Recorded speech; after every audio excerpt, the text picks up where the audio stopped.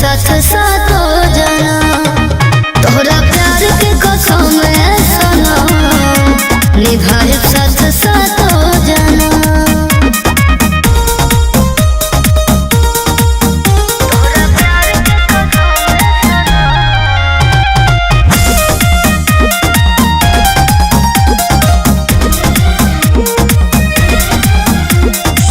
मौसम के जैसन बदल जानी जइहा हो, दुनिया के को तू बात में नाई हो। दुश्मन जमाना बन के कितनो सताई हो, तोहरा से कबो नहीं करब जुदाई हो।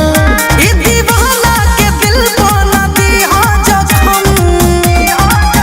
तोहरा प्यार के कसम सनम निभाए साथ सातो जना तोहरा प्यार के कसम सनम निभाए साथ सातो जना।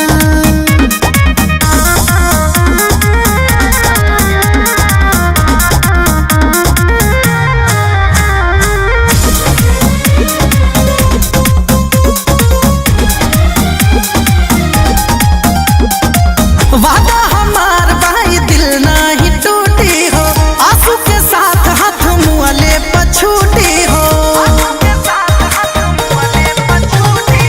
हम तो मोहब्बत के सब इम्तिहान दे कहबो जे चांद सुना तहरा जान दे।